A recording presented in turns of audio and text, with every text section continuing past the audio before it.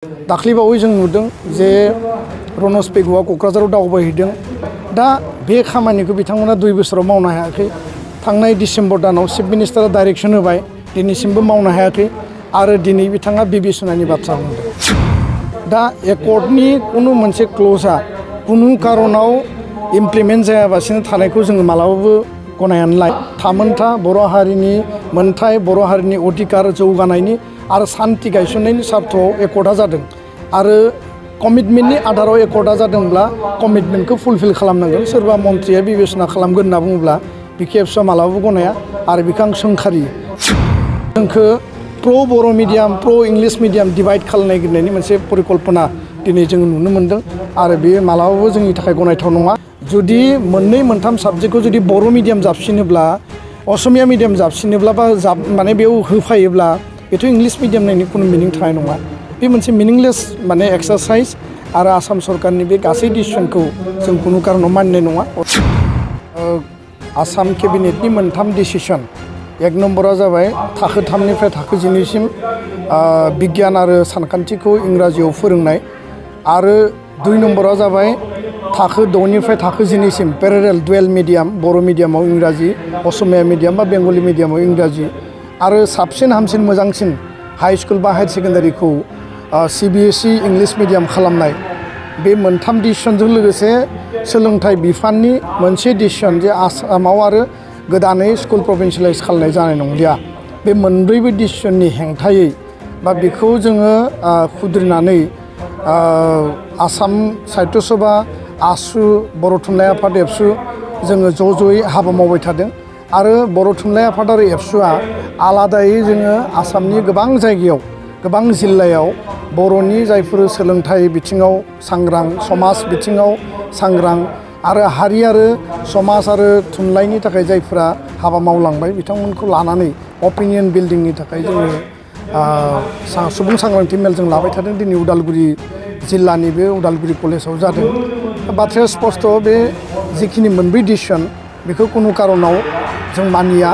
आरो बिनि थाखाय जों कमप्रमाइज खालामनाय नङा आरो बेखौ लानानै गिबि मन्थ्रिनो जोङो मेम'रेन्डाम हरनाय जाबाय मोनब्रै आफादा आरो बे मेम'रेन्डामखौ बिथा खालामनानै गिबि मन्थ्रिया सोलोंथाइ मन्थ्रिखौ डाइरेक्शन होदों जे 18 तारिखनि 11टा बाजियाव मोनब्रै आफादजों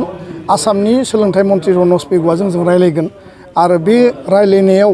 जोंनि गासै जिखिनि ग्रिभेन्सेस दङ जे मोनसे हारि थांना थानांगौब्ला जे बिजों नांगोन राव नांगोन सोदोमस्रि हारिमु गासिखौबो नांगोन बेजों जे हारिनि थांनाय थैनाया सोमोन्दो दङ आरो बर' मिडियाम नांगौ बर' भाषाया थांना थानांगौ बेखौनो जोङो सोमावसारबोगासिनो सोमावसारनायनि उनाव जोङो फुराफुरियै गासिखौबो खालामजोबनो हायाखैब्लाबो मेक्सिमाम लेभेलाव जोङो जायगा आवग्रिनो हाबाय दिनै बे समाव आसामनि सरकारा जेराव NEP-आ बुंदों माने निउ एजुकेशन पलिसिया जे मादार टां मिडियामाव माने एलिमेन्टारि सेकेन्डारि आरो माने हायार सेकेन्डारि लेभेलसिम बा कलेज आरो इउनिभार्सिटि लेभेलसिम फरायनायनि बाथ्रा आरो मेनलि क्लास 5 क्लास 8 बा आप टु क्लास 12सिम दा मेडिकेल इजुकेशनखौ इन्जिनियारिं इजुकेशनखौ मादार टाङाव होनो नागिरदों आसाम सरकाराबो बिनि थाखाय डिक्सनारि बानायदों खिन्थु मदि आरो अमित शाहया जेराव मेडिकेल माने इजुकेशनखौ मादार टाङाव होनो नागिरदों आसामनि हेल्थ मिनिस्टारा जेराव बुंदों खिन्थु आसाम सरकारा बुंदों जे 3rd आरो क्लास 3निफ्राय मेथ्स आरो साइन्सखौ माने इंराजियाव फोरोंनांगौ मोनसे बर' मिडियाम स्कुल माने बे बर' मिडियामनि स्कुल आरो बर' मिडियामनि स्कुलाव इंराजिखौ जों फरायखायो बेखौ मोजाङै फरायनायनि बेबस्थाखौ सरकारा खालामनांगौ फोरोंगिरि थिसननायनि खामानिखौ खालामनांगौ मोजाङै इनफ्रास्ट्राक्चार डेभेलपमेन्टनि खामानि मावनांगौ दा इंराजिजों लोगोसे मेथ्स आरो साइन्सआ इंराजि जायोब्ला हिन्दीया राष्ट्र भाषा हिसाबै थाबाय मोनब्रै भाषायानो गुबुनारि जायोबा बा गुबुन रावनि जायोब्ला बेयाव इंराजि मिडियामनि माने बर' मिडियाम स्कुल नायनि मा मिनिं थागोन असमिया मिडियाम स्कुलाव मोनथाम साबजेक्टआ इंलिसाव मोनसे राष्ट्र भाषायाव बिनि उनाव बेखौ असमिया मिडियामनि स्कुल होननानै मा बुंगोन मोनसे इंलिश मिडियाम स्कुलाव जुदि मोननै मोनथाम साबजेक्टखौ जुदि बर' मिडियाम जाबसिनोब्ला असमिया मिडियाम जाबसिनोब्ला बा माने बेयाव होफायोब्ला बेथ' इंलिश मिडियाम नायनि कुनु मिनिं थानाय नङा बे मोनसे मिनिंलेस माने एक्सारसाइज आरो आसाम सरकारनि बे गासै डिसिसनखौ जों कुनु कारनाव मानिनाय नङा 18 तारिखआव जों रायलायगोन जोंनि खोथाखौ स्पष्ट बुंगोन आरो रायलायखांनायनि उनाव जे रिजाल्ट ओंखारो मोनब्रै आफादजों रायलायनानै उननि जिखिनि खामानि मावनांगौ दङ बे बेलायाव जोङो स्पष्टयै थांखि लागोन आरो मिडियामखौ लानानै जोङो खुनु आफस खालामनाय नङा। दाख्लैबावै जों नुदों जे रनज पेगुआ क'क्राझाराव दावबायहैदों आरो गोबां आफादफोरजों रायलायदों। रायलायखांनायनि उनाव प्रेस मिट खालामदों। बिथाङा बुंदों 6.3नि आधाराव माने स्कुल आरो इनस्टिटिउसन जि प्रभिन्सियेलाइजेसननि बिटिआर बा बड' पिस एकर्डनि जि दफा दङ बे दफा मथे स्कुल आरो इनस्टिटिउसनखौ प्रभिन्सियेलाइज खालामनायनि थाखाय बिबेसना खालामनाय जागोन, कनसिडार खालामनाय जागोन बे बाथ्राखौसो बुंदों। एकर्डआव बिबेसना कनसिडारनि बाथ्राखौ बेयाव लिरनाय गैया। एकर्डआव दङ जे निड बेस्ड बेसिसाव बर' मिडियाम आरो गुबुन गुबुन मिडियाम बिटिआरनि आउटसाइड बिटिआरनि बर' मिडियाम स्कुल बा स्कुल कलेज गासैखौबो प्रभिन्सियेलाइज खालामनायनि बाथ्रा दङ।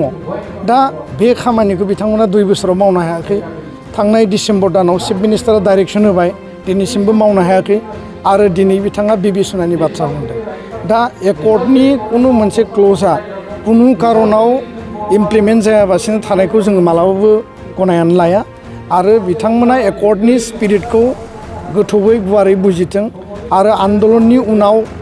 शहीदनि बिनिमयाव बे एकर्ड आरो बे एकर्डआ इमप्लिमेन्ट जानांगोन। बेयो मदि आरो अमित शाहनि कमिटमेन्ट, हिमन्त बिश्व शर्मानि कमिटमेन्ट। बिथांमोना कमिटमेन्ट होदों आरो कमिटमेन्टनि आधाराव बर' जातिनि थामोनथा, बर' हारिनि मोनथाय, बर' हारिनि अधिकार जौगानायनि आरो सान्थि गायसननायनि सार्थआव एकर्डआ जादों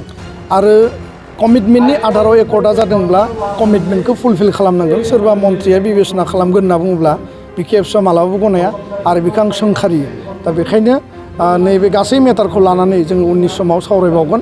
आरो बेयाव जोंखौ प्र' बर' मिडियाम, प्र' इंलिस मिडियाम डिभाइड खालामनायगिरनायनि मोनसे परिकल्पना दिनै जों नुनो मोन्दों आरो बेयो मालाबाबो जोंनि थाखाय गनायथाव नङा। बर' थुनलाइ आफाद एबसुआ इंलिस भाषा, इंलिस मिडियामनि बिरोधि नङा। बर' मानसिया दिनै बर' मिडियामाव फरायो, इंराजि मिडियामाव फरायो, असमिया मिडियामाव फरायो। खिन्थु बिनि मिनिङा बे नङा जे बर' मिडियामखौ कनभार्ट खालामजोबनानै बेयाव इंराजि सोजोबनायनि उनाव जातीयताबादि चेतनाया मा थागोन, भाषाया मा जागोन, मिडियामा मा जागोन। बे जोंनि थाखाय गिदिर प्रश्न आरो बे प्रश्नखौ जोङो मालाबाबो जों गनायनानै लानो हाया आरो माहारिया थांना थानांगोन, रावा थांना थानांगोन, मिडियामा थांना थानांगोन। जे प्रेस कनफारेन्सनि गेजेरजों जे मिरु सरकारनियालागै नारसिनहरनायखौ नुनो मोन्दों जे डक्टर रनेश पेगु सोलोंथाइ मन्थ्रिया दा क'क्राझाराव प्रेस मिट मिरु सरकारनिसिम नारसिनहरनो नागिरदों 6.3 क्ल'जखौ। 6.3आ स्टेट रिलेटेड माने साबजेक्ट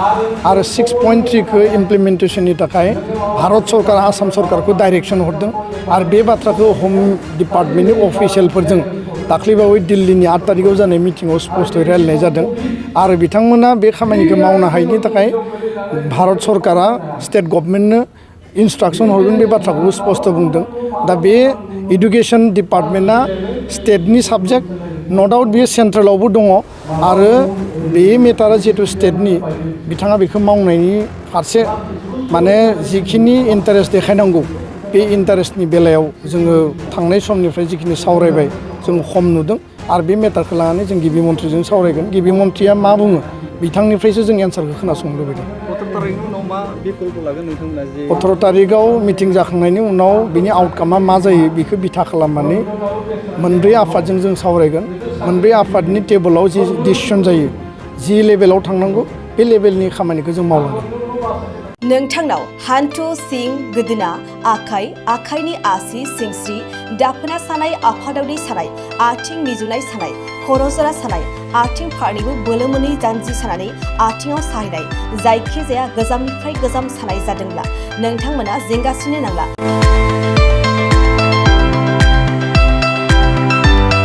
नोंथांमोननि थाखाय खम बेसेनावनो लाबोदों फिल नेचार जइन्ट पेन वेल। बे थाव मालिसखौ फुनोब्लानो नोंथांनि गासै सानाय जेंनाया खारगोन। अब्ला मानोथो गोबाव खालामखो? अर्डार आरो गोबां मोनथिनो थाखाय नैबे जानबुं नङाव फन खालाम 9974030738।